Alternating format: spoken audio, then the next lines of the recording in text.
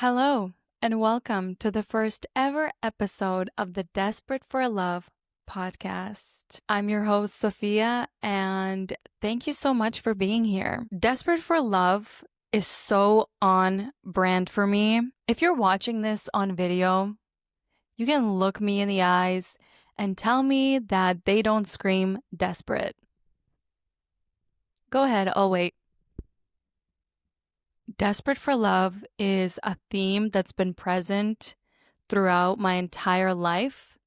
And the older I get, the more desperate I get. I'm going to be 30 years old next year, and I'm just realizing that I've been living my 20s very unconsciously, and I've been very miserable day in and day out, very unhappy with my life, despite having a roof over my head, an amazing job, my side gigs, my family, my partner.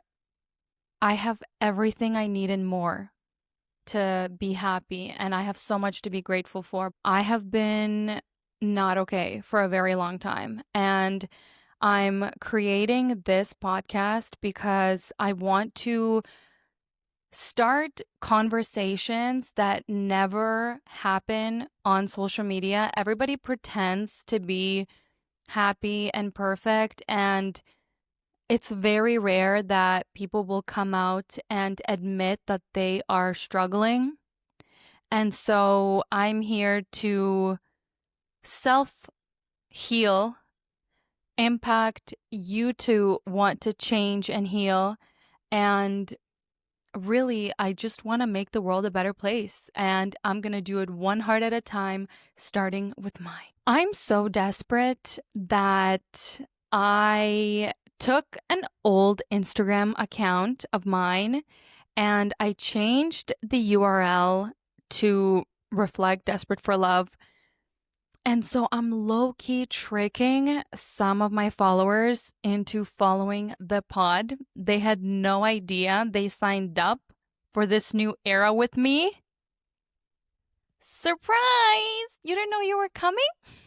Of course you're invited. In fact, you're VIP invited, okay? Like, you're invited, you're coming, you're not allowed to unfollow. Please stay. So let's crack a bottle of bubbly. Love bubbly. And let's get into the first ever episode of the Desperate for Love podcast. I'm so nervous.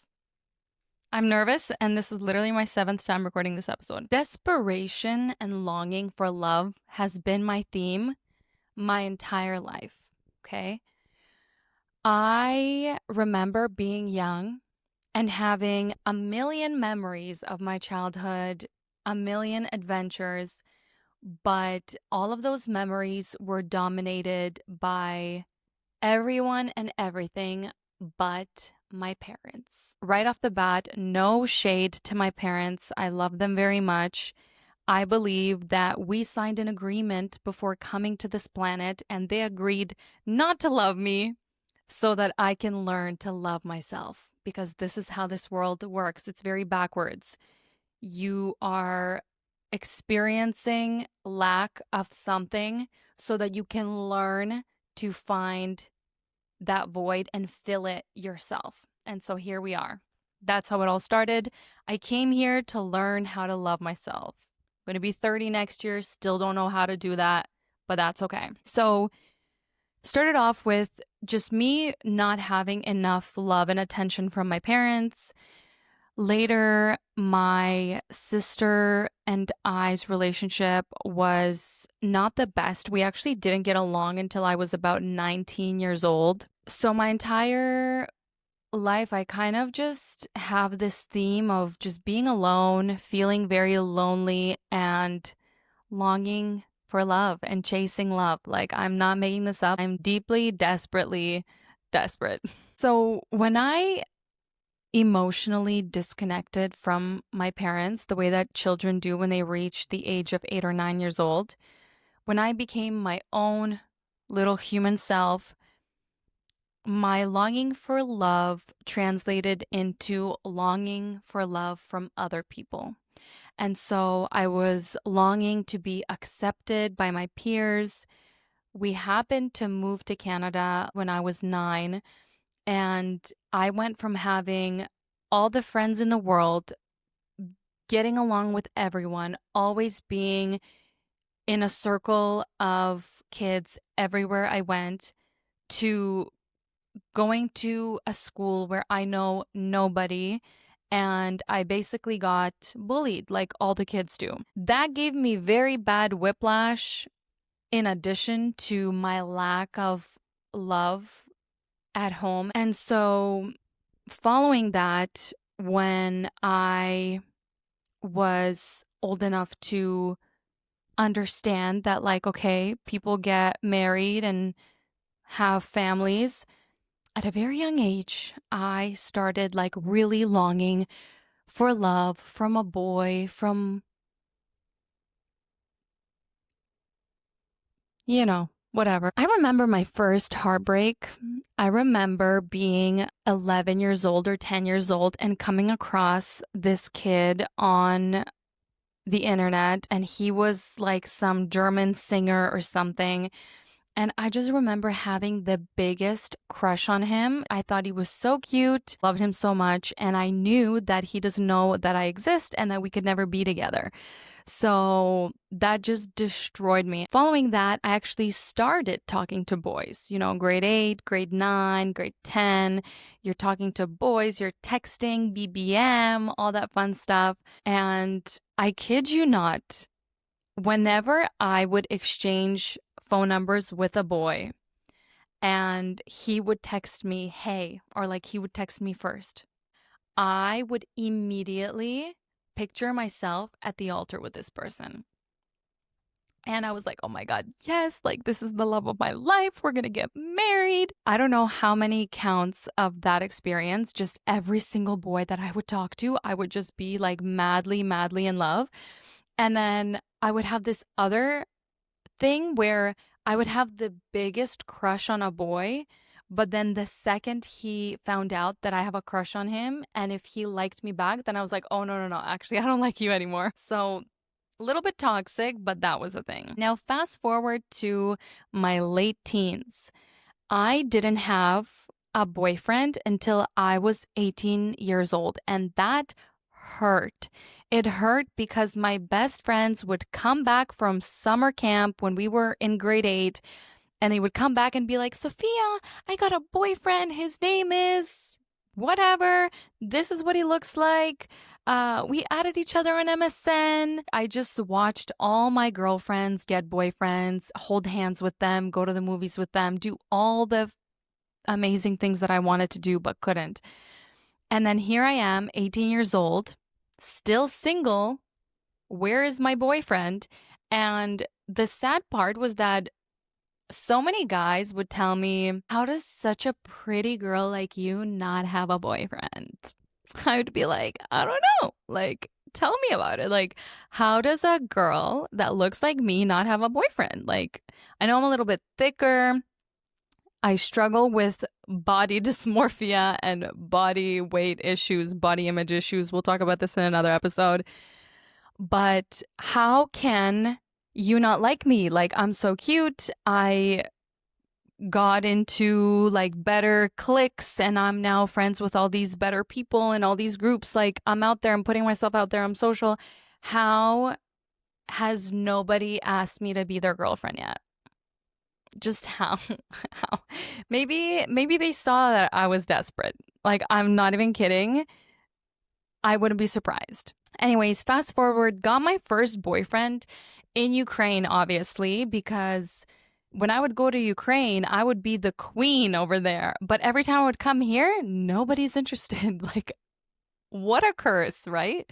Following that year, I actually did get my first boyfriend when I was 18, and it was a long distance relationship. And I break up with this boyfriend, and a few months later, I meet an individual who happens to be later my husband. Due to my lack of love from my parents and in my family. And due to my relationship with my parents and how disconnected it was, I was just running from home. I was running because I didn't want to be around them. I didn't feel understood. I didn't feel heard. I didn't feel supported. And so my low self-esteem in combination with those experiences led me to getting married at 19 years old after only knowing the person for 4 months. Okay? Not a joke. Okay? I thought I was going to be with this person forever. I was deeply in love. Everything in that relationship was wrong, but I was just so in love that I thought I was going to grow old with this person. And next thing I know, I'm 22 and I'm filing for divorce. Great times, great times. I left that relationship, very painful thing to go through. It was just a very interesting experience because my parents got divorced when I was very young. My dad left to Canada when I was 5, and then my parents separated when I was 9. And basically, since I was 5, I lived without my father. So all I ever wanted was a family. All I ever wanted was to meet my husband, settle down, have a beautiful family, and just live life differently, completely differently. Give my kids the love that I was missing and just create the life that I never had, basically. That didn't happen. In between my divorce and my meeting my now partner, it was 5 years roughly. I was in and out of a few relationships, nothing like super serious. But throughout the times that I was single, I, especially after that marriage, was so desperate to find my person. I remember begging God, God, please just give me my person, allow us to meet, make the stars align. If you do, I promise to take care of myself. I promise to start living life differently. I promise to be happier. I promise that as soon as you give me my person, I promise you that everything's going to change. The answer to all of my problems is just that one person. Give him to me. I want to meet him now. I can't wait. I need a shoulder to lean on while I piece myself together, while I build my life. And I was so desperate that I would literally look at men, random men that would like pass me on the street or the subway or whatever, look deep into their eyes, stare into their soul. And I would just be like, are you the one? Obviously not saying anything to them, but just being like, are you the one? Or maybe you're the one, or maybe you're the one. Because you hear all these stories of people like meeting randomly. So anytime I would see anybody, I'd be like, oh my gosh, maybe this person is going to turn around, run after me, get my phone number or something, and that's my husband. Like, who knows? I've just had this like desperation inside my soul, inside my heart, inside my eyes of just like, are you the one? Are you the one? Where's my soulmate? Like, where is he? Where are you? So fast forward to now, I met my partner in 2023, and it's crazy because I'm now ready for a serious relationship. I've been longing, I've been begging, and now that I'm in a relationship with someone very special, very kind, very respectful, I ask myself, what the hell is love? I'm like, what the hell is love? Some people say that relationships are 10% love, 90% commitment. You also hear experts and people saying that lust is different from love. You also hear people saying that love is a choice. And I never had an example of like what a proper relationship should be. So I'm now 30 years old and I'm in a relationship with someone and I'm literally like, what is love? And let's take a sip of water on that note while I think. how to continue this episode. Literally, I'm like, what is love? What are we supposed to feel? What are we supposed to do? What am I supposed to feel? What are you supposed to feel? How are we supposed to know that this is it? What the hell is going on? What the hell is going on? First and foremost, I'm realizing that I absolutely don't know how to love myself. And I think that what love really means is acceptance, and that starts with yourself. You have to accept yourself. I cannot accept myself still to this day. So, first, I was desperate for love from everybody in this whole world. Then it led me to understand that it's my own love I'm desperate for. I think we're all desperate for love. You are desperate for love. Your soul is desperate for love from yourself to yourself. I didn't make this up. I just had an aha moment, but this is legit. Like, when we are unhappy with what we have, when we are frustrated with ourselves, that is our signal that you need to love yourself. And I think that every single person on this planet, unless you're like Joe Dispenza or Rhonda Burns or like one of those people, but majority of us, we don't accept ourselves, we criticize ourselves, we punish ourselves, we have negative judgy thoughts about ourselves on repeat. And let me tell you, I am so cruel towards myself. You cannot imagine the things I do to myself inside my head. You cannot imagine. Which actually leads me to the next short topic of discussion. July 2025, this summer, I come home from work one day and I look at myself in the mirror, disgusted once again. And I'm looking at myself and I'm like, Sophia, how the hell are you still not bikini ready?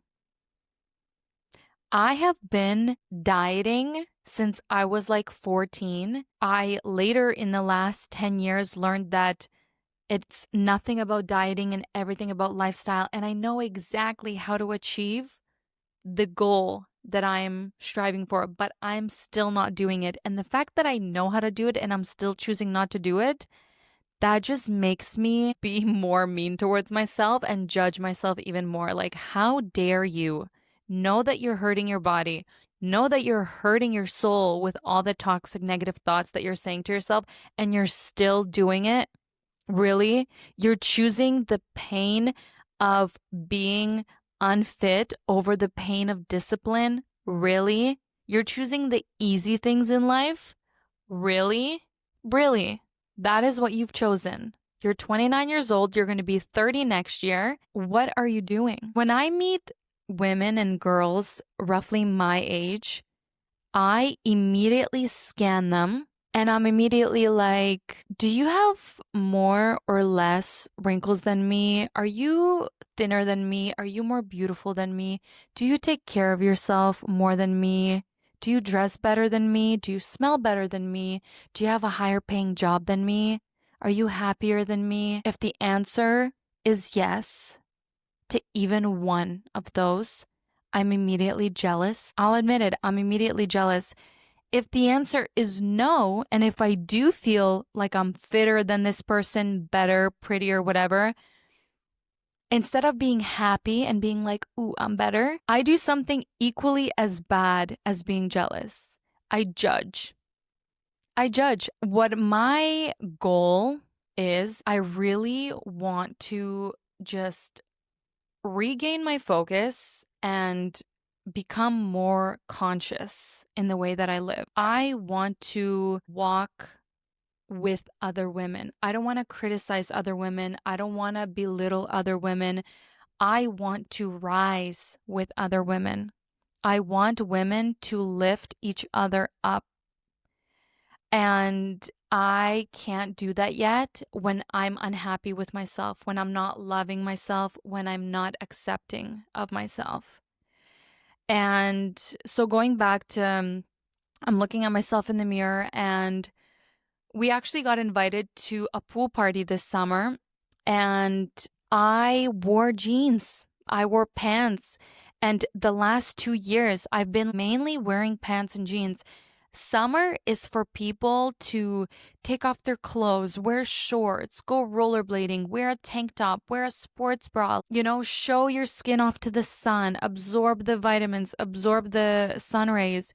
And I'm literally realizing that anytime we go anywhere, anytime we go to the spa, anytime we go into a hot tub somewhere, anytime we go get invited to a pool, I am always overweight. My body's filled with cellulite. I'm unhappy with myself. I feel uncomfortable. I feel gross. And this has been the theme of my life since I was 14 years old. I am starting this podcast, first of all, because I'm reclaiming my power. This is something that I want to do. This is something that's been living inside of me since 2022. The Desperate for Love title, Desperate for Love. I knew all these years that my podcast would be called Desperate for Love. The second I realized the theme, that it's been a theme throughout my life, it's a huge part of my life. I was like, this is what I need to talk about. I cannot be intimidated by the fact that there's a million podcasts out there. Like, I don't care. What matters to me is that I step out of my comfort zone and start doing something new in my life. I am ready to create the life that I want. I'm done waiting for life to happen. I'm done waiting for someone to come and save me. I understand that only I can change my life. Only I can create my reality. And I'm here reclaiming my power, doing something because it's been inside of me. There's been a voice inside of me telling me to do this, and I'm doing it. I'm not going to ignore it any longer. I want to start doing new things. I want to follow the voice and the signs that lead me to my happiness. And the main thing is that I really want to transform. The Desperate for Love podcast might literally be the only podcast where the host of the podcast transforms real time, not after she has healed, not after the glow up, but in the midst of chaos, mid chaos. That girl needs to organize her house. She needs to organize her head. She needs help, okay? I hope that this inspires someone to join me. The first step here is really being honest with ourselves and start doing something. I have so much knowledge about what I'm doing wrong and how to do the right thing, but I still don't do it. Step one is just starting the conversation and admitting that I've been very, very unhappy and very miserable for a very long period of time. I've been avoidant. I've been depressed. When I'm going to an event, it's like the biggest, most depressing thing ever. I start freaking out. I have to do my makeup. Then I'm insecure about what I'm going to wear. Everybody's going to see that I still am a little bit overweight. I'm really embarrassed. Instead of enjoying life and enjoying these events that take place, it just makes me very anxious. It makes me want to not go anywhere. And that's really sad. That's really sad. I look back at my 20s and I'm like just shaking my head. I have not been conscious whatsoever. So I'm really excited for my 30s because I'm excited to create. I'm excited to finally do things for me from a mature, ripe mindset. I know myself more or less now to know which direction to go to. I want to do gradual change. When I turn 30 next year, I need to look like a full-blown smoke show. Like, I'm a New Year's resolution type of person. I cannot start my 30th year of life on this planet looking chunky, thick, unhappy, cellulite. We cannot. We cannot. We have to do something with ourselves, and it starts now. So buckle up, everyone. I'm about to turn my quarter life crisis into a glow up documentary. Let's go. We are going to get it. I'm going first. Are you coming?